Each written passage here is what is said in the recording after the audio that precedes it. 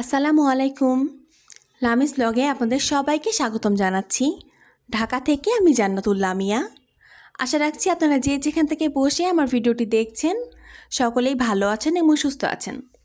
আলহামদুলিল্লাহ আমিও আমার পরিবার নিয়ে খুব ভালো আছি। সকালে আমি অফ ক্যামেরাতে নাস্তা বানিয়ে এবং খেয়েও নিয়েছি। আর আমার বাবা অফিসে চলে গিয়েছে আর তারপর কিন্তু এক বিরাট কাজে লেগে পড়েছি।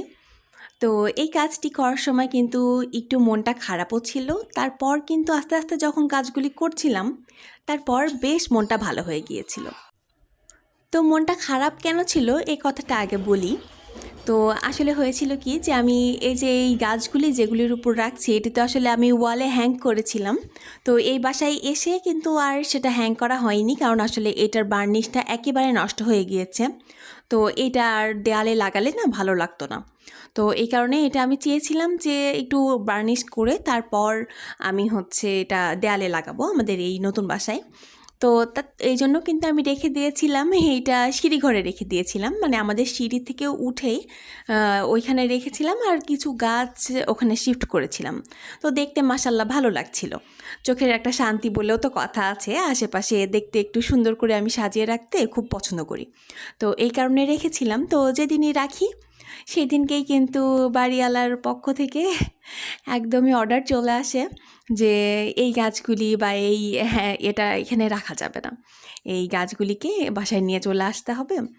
তো তারপর কিন্তু আমি অবশ্যই কোনো কিছুই বলিনি, অবশ্যই এটা তাদের বাসা, তাদের সম্মতিতেই সব কিছু হবে। তো এই কারণে কিন্তু আমি পরের দিন একদম সকালবেলা উঠে এগুলিকে নিয়ে চলে এসেছি। তো এখন কিন্তু দেখলাম যে না, আল্লাহ যা করে ভালোর জন্যই করে।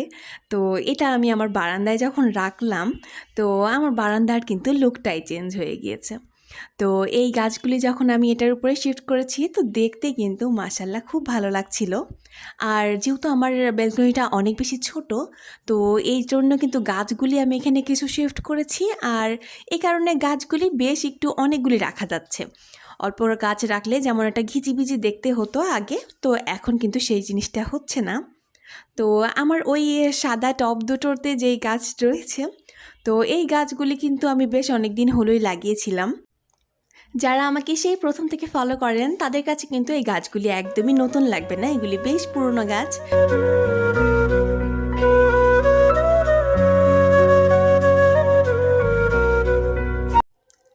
এই কাজগুলি শেষ করার পর কিন্তু আরহাম ঘুম থেকে উঠেছিল আর আমার একটু ছাদে যাওয়ার ছিল কাপড়গুলি মেলে দেওয়ার জন্য, এই জন্য আরহামকে নিয়ে গিয়েছিলাম। ও কিন্তু তখন ব্রাশও করেনি, খাওয়া দাওয়া তো দূরেরই কথা। তো ওকে নিয়ে গিয়েছিলাম, বেশ একটু রোদের মধ্যে খেলে এসেছে, তারপর কিন্তু বাসায় এসে খাওয়া দাওয়া করলো।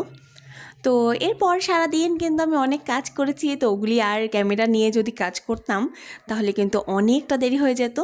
আর এই কারণেই কিন্তু আমি আর ক্যামেরা নিয়ে কাজগুলি করিনি, ঝটপট করে নিজে নিজে কাজগুলি করে নিয়েছি। এরপর দেখুন আরহামের বাবা এই সন্ধ্যাবেলা করে মাছ নিয়ে এসেছে। কি যে মেজাজটা গরম হচ্ছিল।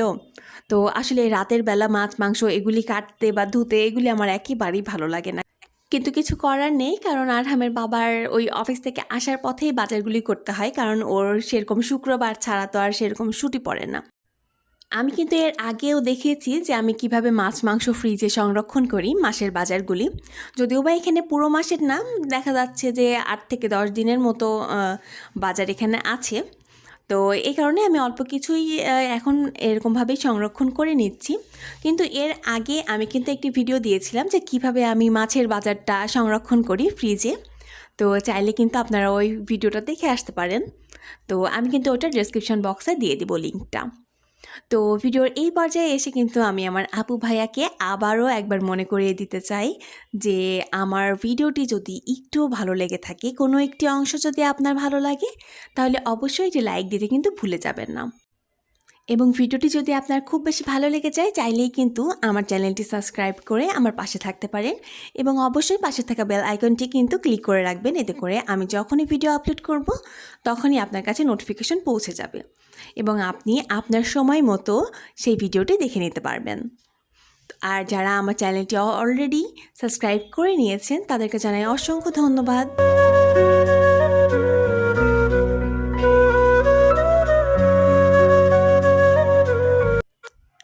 কিছু মাছ টাটকা খাওয়ার জন্য আমি তুলে রেখেছি, মানে এখনই রান্না করব।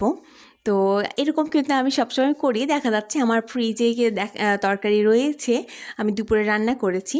তো ওইগুলি কিন্তু আমি ফ্রিজেই রেখে দেই। আর দেখা যাচ্ছে টাটকা সবজি বা যদি মাছ মাংস নিয়ে আসে, তো আমি সেই আবার রাতের বেলা কিন্তু টাটকাটা রান্না করার চেষ্টা করি। আমরা যারা ভাড়া বাসায় থাকি তাদের কিন্তু অনেক ঝামেলা হয় আসলে। আমাদের হয় কি যে একটা মন মতো হলে আরেকটা কিন্তু মন মতো হয় না। আবার দেখা যাচ্ছে অন্য একটি মন মতো হলো, আরও একটি অন্য একটা মন মতো হচ্ছে না। তো এটা নিয়ে আসলে অনেক কথা। তো যদিও বা আলহামদুলিল্লাহ আমি আগে যেই ২ বাসাতে ছিলাম সেই ২ বাসাতে কিন্তু আমার কোনো রকম কোনো সমস্যা হয়নি। ২ বাসারই যেই পাশে আমার পাশের ফ্ল্যাট ছিল, বাড়িওয়ালা আন্টি আঙ্কেল ছিল। তো তাদের সঙ্গে কিন্তু আমার এখনও কন্ট্যাক্ট চলে। আমি এখনও তাদের বাসায় যাওয়া আসা করি, তারা আমার বাসায় আসে।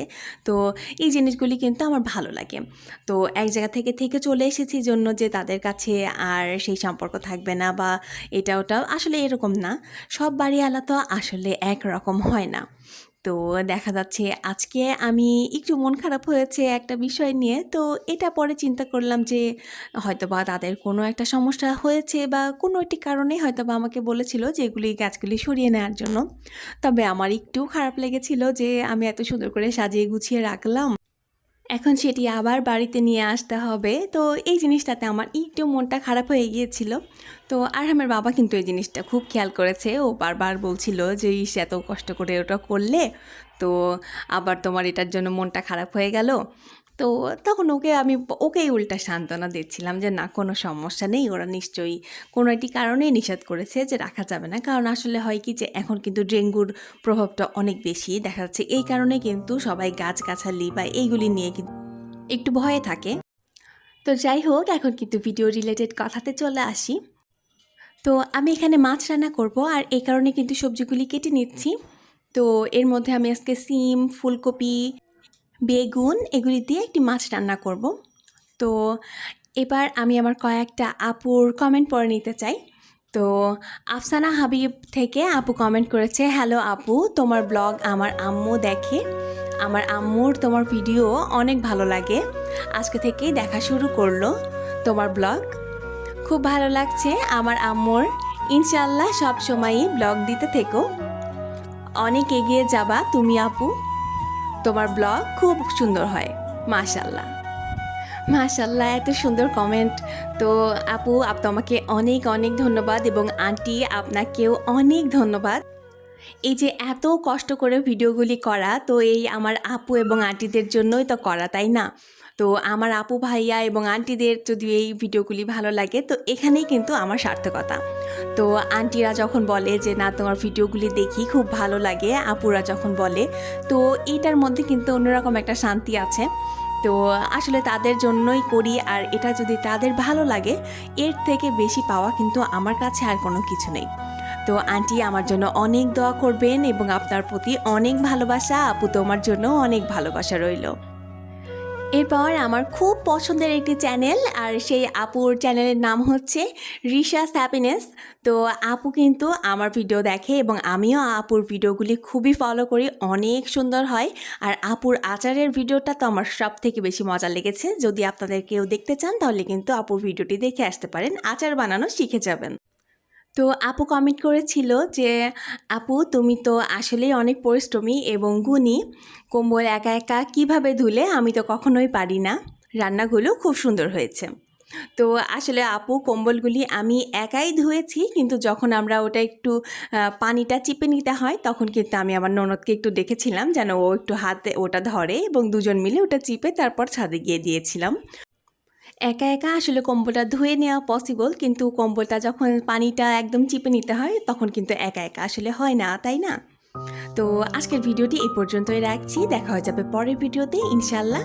সবাই ভালো থাকবেন, সুস্থ থাকবেন। সবাইকে খোদা হাফেজ। আসসালামু আলাইকুম।